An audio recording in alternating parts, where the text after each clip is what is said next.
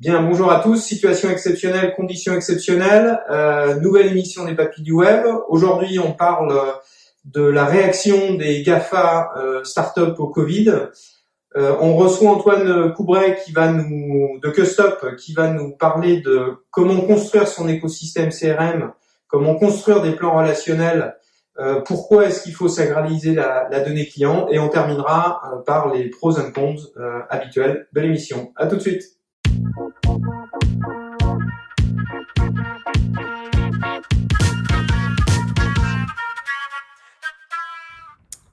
Tout d'abord, merci à Boris Shapira pour ce détournement malin des papilles du web en confinement, qui du coup va faire notre actualité.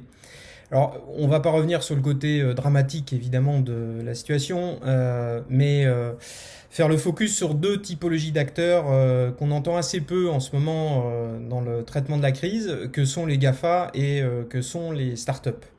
Alors on va démarrer par les premiers. Ce qui caractérise aujourd'hui les GAFA, c'est leur silence. Il n'y a pas si longtemps, ils estimaient que les gouvernements étaient en dessous d'eux ou qui pouvaient diriger le monde. Et aujourd'hui, on les voit totalement absents dans la gestion de la crise. Et si on se replace quelques mois en avant, c'est ces mêmes acteurs qui nous promettaient de vivre jusqu'à 500 ans grâce à l'intelligence artificielle, les big data, le machine learning, de faire disparaître la mort. Aujourd'hui, leurs théories, leurs promesses de choses dont on n'a pas véritablement besoin volent en éclats face à la réalité du terrain, où ils ont absolument rien à nous proposer. Donc petit redescendre sur terre et retour au bon sens. Le second type d'acteurs dont on voulait parler, ce sont les startups. Alors là, c'est le silence assourdissant. Depuis que la crise est arrivée, on ne les entend plus, si ce n'est pour leur plan de licenciement. Vous avez même des sites aujourd'hui, en particulier un qu'on vous affiche ici, qui référence tous les licenciements dans ces structures. Aujourd'hui, il y a plus de 270 startups qui ont fait des licenciements massifs, qui sont référencés sur ce site. Et où on voit que ces licenciements, c'est pas des petits licenciements. On parle de 20%, 30%, 50%, 80%, 95% des effectifs dont les startups se séparent. Dans un silence, il est vrai, assourdissant. Donc là, on voit bien que ces pyramides de Ponzi s'écroulent. On dénonçait ce modèle depuis des mois, voire des années. Après quelques mois de crise, malgré qu'il n'ait pas de chiffre d'affaires particulier à défendre, qu'il n'ait pas de position, d'entrepôt, de magasins, de loyers conséquents à supporter, comme peut le supporter l'économie traditionnelle, et bien ces acteurs, de manière quasi immédiate, licencient massivement. Alors ça pointe deux sujets. Un premier qui est l'inconsistance du modèle. Ces acteurs qui soi-disant étaient basés sur la recherche de compétences et dont la limite à leur développement était la capacité de trouver des compétences de qualité, dès qu'il y a un petit coup de vent, c'est des licenciements massifs. Donc premier constat assez déroutant. Puis le deuxième constat, c'est la violence. On est sur des délais très courts et sur des effets massifs. Donc on voit bien finalement que cette crise n'est que le déclencheur de la crise qu'on pressentait depuis des mois, crise à la 2001, où ce modèle est en train d'exploser en éclats. Prenons par exemple Groupon, qui est un acteur majeur. Groupon va licencier 2800 personnes. Depuis le 11 mars, donc on est sur des volumes là qui sont extrêmement élevés, qui étaient évidemment latents. C'est pas le Covid aujourd'hui qui pousse des décisions de ce type. Donc vous avez la liste, vous pouvez vous promener, vous retrouverez des éditeurs logiciels comme Salsify, un éditeur du PIM qui licencie 13% de son personnel. Vous retrouvez OneWeb, qui est un acteur qui depuis a été mis en faillite. Un des investissements de SoftBank, qui est le même investisseur que derrière WeWork. Donc évidemment, on peut douter de la pertinence des investissements. OneWeb proposait de mettre autour de la Terre toute une batterie de satellites, 900 mini-satellites pour couvrir Internet. Tout ça vole en éclats. On voit que cet écosystème, il est en train de démontrer sa faiblesse. Et le point positif de tout ça, malgré le fait qu'il ne faille pas se réjouir évidemment de licenciements, mais le point positif, c'est que on va peut-être pouvoir réattirer des ressources compétentes qui ont fait le choix des startups et qui aujourd'hui constatent le peu de cas de responsabilité sociale que la plupart de ces acteurs démontrent dans la situation actuelle. Bien, après ce retour au gros bon sens, on va faire un autre saut dans le gros bon sens avec Antoine Coubret qui va nous parler de l'écosystème CRM, comment le construire, quels sont les piliers sur lesquels il faut construire tout ça. Antoine, c'est à toi.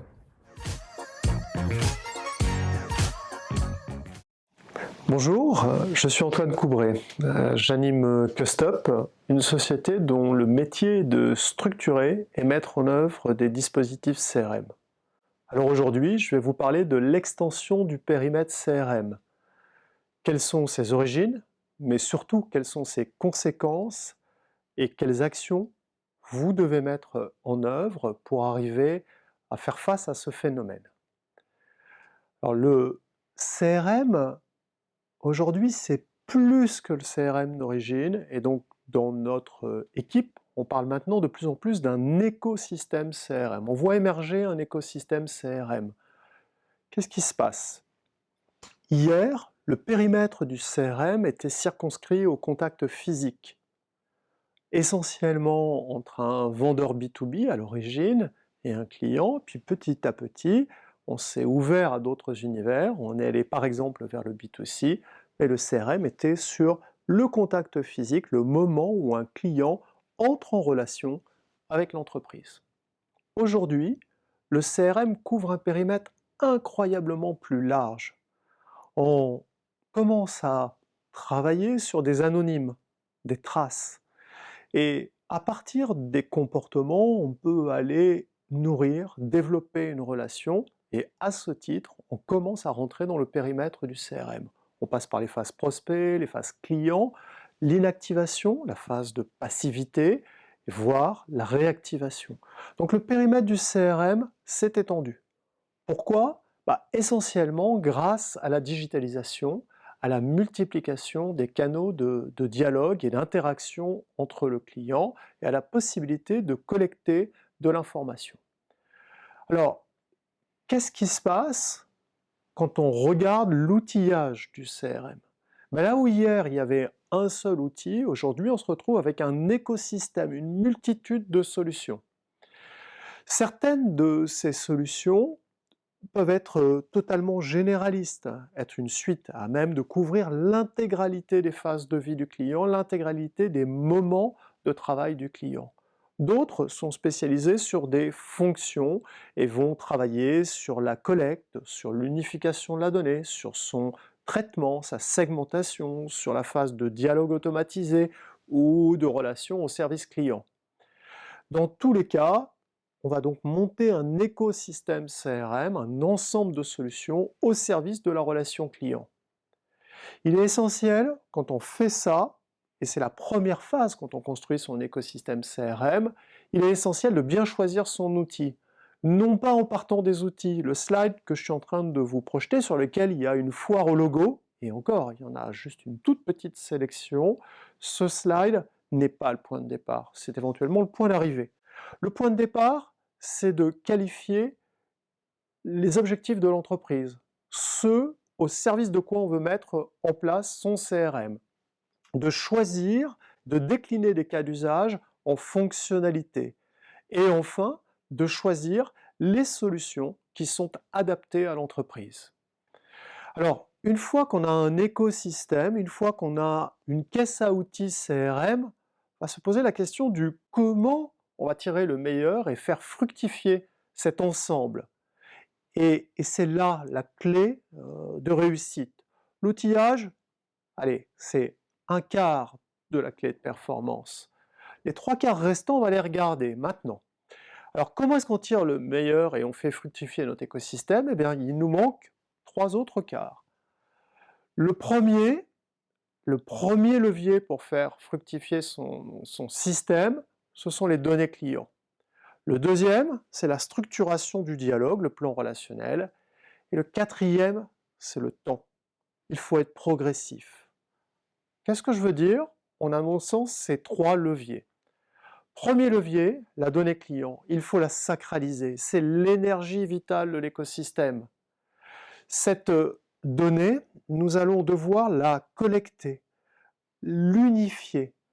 Donc, il est vital, quand on monte son environnement CRM, de commencer par canaliser cette énergie, l'organiser. Le plan de collecte, ce que l'on appelle le plan de collecte, consiste donc à recenser tous les moments où il est possible, soit de collecter de la donnée client, soit d'utiliser la donnée pour dialoguer avec le client. Et dialoguer avec le client, ce n'est pas seulement vendre. Donc on recense tous ces points de collecte, tous ces points d'interaction. Et ensuite, on met en œuvre la collecte. Vous n'avez pas besoin d'être allé au bout de votre outillage, au bout de votre équipement, pour structurer, commencer à canaliser l'énergie qui va alimenter votre système client. Il sera utile, nécessaire d'unifier ces données, donc de raffiner votre énergie pour ensuite pouvoir l'exploiter. Le deuxième levier, c'est donc d'établir un vrai dialogue avec le client, de mettre en place ce que nous appelons un plan relationnel. C'est quoi un plan relationnel? C'est l'identification grâce à une méthodologie de type parcours client. Donc on va cartographier, on va imaginer ces parcours cibles, la relation client que l'on souhaite faire vivre à nos clients demain.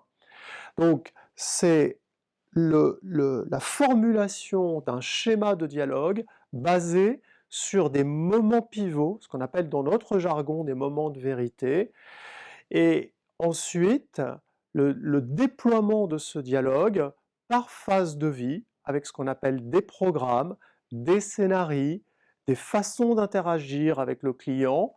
Ça peut être un funnel quand on fait du B2B, ça peut être des programmes et des scénarios quand on fait du marketing automation.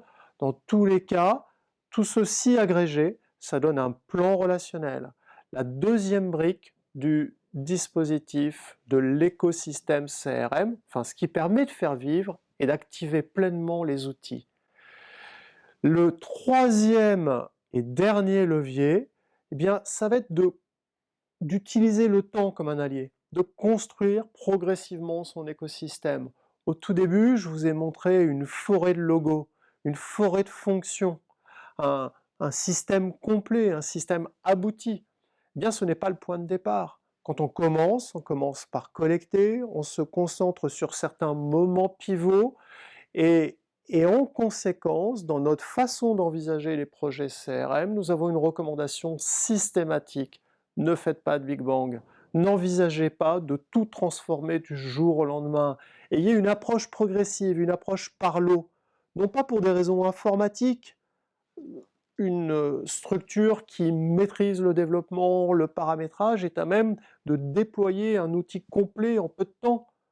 Le vrai sujet, c'est que votre organisation va devoir apprendre, qu'elle va devoir maîtriser des schémas de dialogue qui sont nouveaux, des process, des traitements, des flux, des répartitions des rôles qui n'existaient pas hier, et que si vous voulez que ça descende dans l'ADN de la boîte, si vous voulez que ça descende réellement dans les pratiques, dans les façons de travailler, que ça soit parfaitement huilé, et que la relation client, en conséquence, elle soit waouh, qu'elle soit belle, grande, eh bien, il faut que petit à petit, ça s'ajuste, que les pratiques se règlent, que les composants qui sont utilisés soient bien paramétrés, et donc que le temps soit votre allié pour mettre en place, faire grandir votre écosystème. Donc un écosystème, ça ne se développe pas du jour au lendemain, ça peut parfois être victime de parasites, on peut avoir les petites mouches qui viennent se poser sur les carottes clients, des dorifores ou autres, donc on peut souffrir, et pour bien régler son système, on prend son temps, on y va tranquillement, et on apprend avec l'organisation, avec les clients, à faire vivre mieux sa relation client. Donc pour faire vivre et croître votre écosystème CRM, eh bien, il y a quelques étapes clés. La première, en tout cas celle que nous recommandons, c'est d'avoir une vision claire de ce que l'on veut faire, de la relation client que l'on veut faire vivre à ses clients, et pour ça, on cartographie. La deuxième étape, c'est d'ajuster son outillage MarTech aux finalités poursuivies par l'entreprise, aux objectifs de l'entreprise, et de ne surtout pas partir de l'offre logicielle. Les vendeurs de logiciels sont remarquables, ils sont excellents. Partons non pas de ce qu'ils nous proposent et ce qu'ils nous racontent, mais de ce que l'on veut faire vivre à nos clients. Et aujourd'hui, l'offre logicielle est superbe, on a de la chance. Ensuite, on peut trouver les solutions adaptées à nos objectifs. Troisième étape, on organise un plan de collecte, on met en œuvre des systèmes de récupération de l'information client utile, puis on sacralise ces données, c'est l'énergie vitale de notre écosystème, on organise le dialogue à travers le plan relationnel et on cultive progressivement notre relation. Voilà notre vision de l'écosystème. Et qui donc ne se réduit pas seulement à l'outillage, c'est le socle, c'est réellement ce qui va faire que ça fonctionne, mais qui trouve toute sa mesure dans les autres dimensions que j'ai pu évoquer. Je vous souhaite une belle journée. Merci Antoine pour cet éclairage sur l'écosystème CRM. Passons au top et flop. Donc le top de l'émission va être consacré à la disparition annoncée des cookies third party. Alors qu'est-ce que c'est que cet objet? Les cookies third party, en résumé très court, sont des mouchards qui sont déposés par tout l'écosystème de la tech sur les navigateurs lorsque vous vous promenez sur des sites de médias, sur différents sites qui ont activé ou qui ont des programmes d'affiliation pour détourner vos informations personnelles dans un objectif de monétiser tout ça pour offrir à leurs clients de la tech des possibilités de retargeting, donc un des trucs les plus énervants qui peut exister sur le web, de publicité ciblée, voilà. Donc tout ça va disparaître. Alors ça a déjà disparu sur Firefox, ça a déjà disparu tout récemment sur Safari, puisque la dernière release de Safari de mars de cette année 2020 fait disparaître la possibilité de déposer des cookies third party. Et ce sera fini des cookies third party en 2022 lorsque Chrome, qui représente 2/3 à peu près du parc des navigateurs, aura banni le dépôt de cookies third party. Donc ça, c'est une excellente nouvelle qui va permettre à tout l'écosystème des pollueurs de la tech de disparaître, de ne plus pouvoir nous voler indûment nos informations personnelles, de permettre aux clients de se recentrer sur la constitution de référentiels de données. Et là, on fait directement écho à ce que nous a expliqué Antoine. Il va falloir sacraliser cette donnée et la stocker et l'enrichir. Donc ça va encore plus inciter nos clients à le faire et ne pas se reposer sur des dispositifs qui vont essayer de ramener des utilisateurs ou de surutiliser des mécanismes de publicité parce qu'on ne fait pas le boulot correctement. Donc ça, c'est une excellente nouvelle. Il est très vraisemblable qu'on fera une émission dédiée à ce sujet parce que c'est un sujet qui est particulièrement passionnant. Pour le flop, on va vous laisser regarder la télé. Il y a tellement de mauvaises nouvelles aujourd'hui qu'on va pas en rajouter. On va terminer sur cette excellente nouvelle du top et vous souhaiter un bon confinement. On espère une fin de confinement le plus vite possible et on vous retrouve très vite. Merci, à bientôt.